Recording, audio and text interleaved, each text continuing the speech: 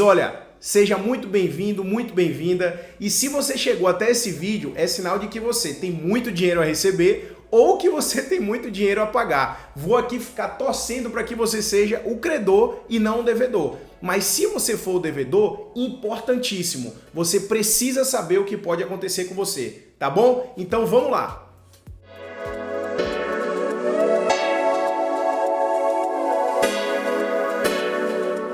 Olha, eu já quero começar o vídeo fazendo um afago no coração do devedor ou da devedora.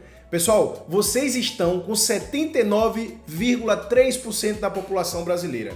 Todas essas pessoas estão endividadas e eu não me refiro aqui à conta de água, de luz, de internet, que você sabe que ao final do mês você vai conseguir pagar. Esqueçam, não estou falando a respeito disso. Eu estou falando de dívidas ativas, dívidas com banco, dívidas com pessoa física, dívidas em cheque especial. Então, 79,3% da população brasileira está impossibilitada de cumprir os seus compromissos. Bem, diante disso, a matemática ela não perdoa. Se tem muita gente devendo, tem muita gente que precisa receber.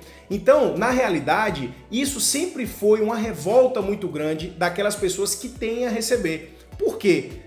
Ficava aquela luta eterna, vamos tentar bloquear um dinheiro na conta, busca aqui algum imóvel no nome desse devedor, busca aqui algum veículo no nome desse devedor, e a gente sabe muito bem que aquele que é um devedor quanto mais, ou seja, aquele devedor que esbanja de uma boa vida, mas que deve a meio mundo de gente, que a gente sabe muito bem, eu sei que você conhece alguém assim, eu conheço alguém assim, o meu cachorro conhece alguém assim, mas pessoal, essa revolta gerou, inclusive, com o advento do novo Código de Processo Civil lá em 2015, o artigo 139, possibilitando medidas coercitivas ao juízo para que seja feita este pagamento de forma ainda que seja compulsória. Mas eu não quero aqui complicar o papo, então eu vou pedir para o editor, vou mandar para ele o artigo para colocar aqui, para que você consiga ler enquanto eu falo com você, combinado? Então, pessoal, acontece que essas medidas, como eu já falei para vocês, são medidas coercitivas e elas precisam ser analisadas por um juiz para que seja assim determinado. Então, necessariamente, você precisa ajuizar uma ação para que você tenha sucesso nestes pedidos. Não adianta você ter um cheque de 10 mil reais de uma pessoa que está te devendo e você chegar na porta da casa do juiz, lá no fórum, no Ministério Público, na defensoria e fazer o pedido ao defensor, ao promotor, ao próprio juiz, ao servidor público de que você quer que aquela CNH ou que um passaporte seja suspenso. Isso não acontece, pessoal. Necessariamente você precisa ajuizar uma ação para que você consiga obter esse pedido. Bem, então você já sabe que essa medida ela foi instituída lá em 2015 e muitos pedidos já foram deferidos até então. Acontece que os devedores, por vezes, sempre embargavam essa decisão, dizendo que diferia o direito de ir e vir, por exemplo. Inclusive, eu vou trazer um caso prático do escritório para vocês, para que eu consiga concretizar esse entendimento na sua cabeça, tá bom? Veja bem, já foram deferidos inúmeros pedidos, os devedores por vezes usavam o argumento, por exemplo, do direito de ir e vir quando suspendiu a CNH, mas convenhamos, né, pessoal? Você não tem uma carteira de motorista, não quer dizer que você não vai poder ir e vir. Aqui ele pode ir de Uber, ele pode ir de 99, ele pode ir de táxi, ele pode ir de ônibus, ele pode ir de motoboy. Mas muitos juízes aceitavam esse argumento. Então, como se tornou algo de repercussão geral, isso foi decidido no STF. E recentemente, este ano, o STF consolidou o entendimento de que é sim possível suspender a CNH, é sim possível suspender o passaporte do devedor ou da devedora, assim como outras medidas, pessoal, como você conseguir a penhora de metade dos bens, o que aconteceu inclusive com Lecha, a cantora Lecha e com MC Guimê, é proveniente desse artigo 139 do CPC, aonde foi determinada, né, penhora de metade dos bens dela. Isso vai depender de muita coisa, né, da qual foi a comunhão de bens que eles se casaram, né? Ou foi a Parcial, ou foi a Universal, mas isso é papo para depois. Se você quiser deixar aqui a sua pergunta para que eu possa esclarecer, vai ser o maior prazer do mundo, tá? Mas agora eu quero trazer o caso prático para vocês. Pessoal, é engraçado.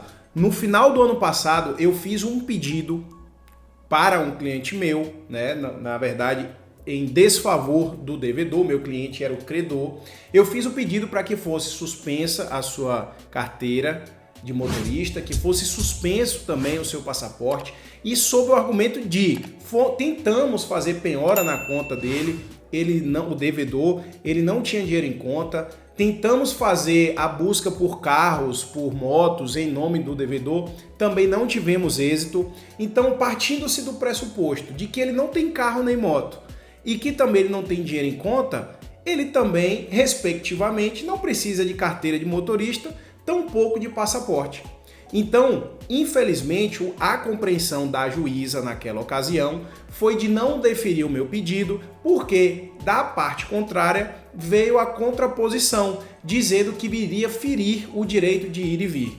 Infelizmente, foi uma compreensão, ao nosso sentir, equivocada da juíza, tanto é que, meses depois, o STF decidiu de que não fere a liberdade de ir e vir e determinou aquilo que eu já havia pedido no ano passado. Aí logo depois, com muita satisfação, eu peguei a decisão do STF que consolidou o entendimento, direcionei a esta mesma juíza o mesmo pedido, a mesma petição, só mudei a data e ela deferiu o pedido. Mas Ivan, eu conheço um devedor que ele é profissional. Ele pegou todos os bens, passou para um nome de uma terceira pessoa e tem uma procuração para exercer atividade ou para morar naquela residência ou para ganhar frutos de uma residência talvez alugada. Pessoal, cada vez mais, como eu falei para vocês, está apertando o calo de quem deve. Então, se você deve, é melhor que você busque uma forma de pagar. Veja bem, é possível que se consiga junto a cartórios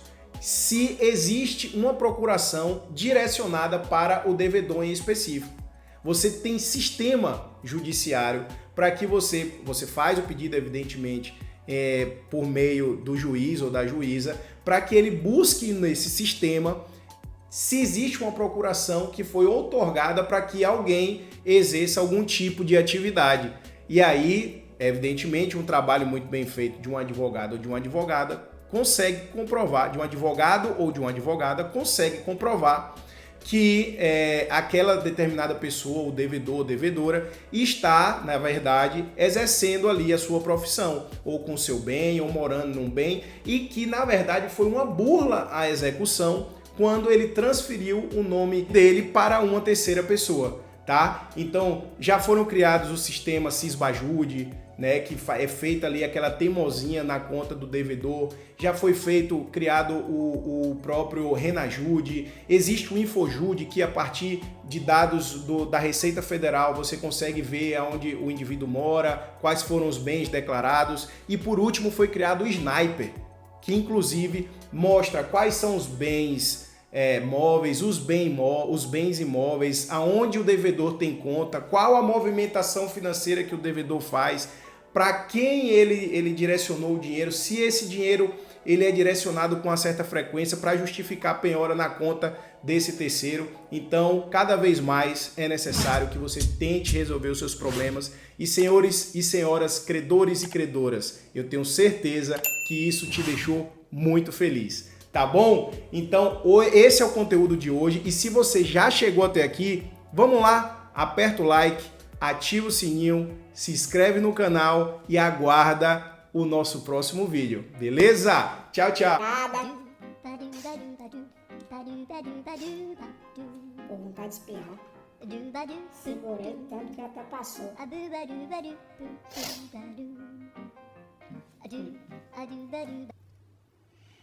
Pessoal, cada vez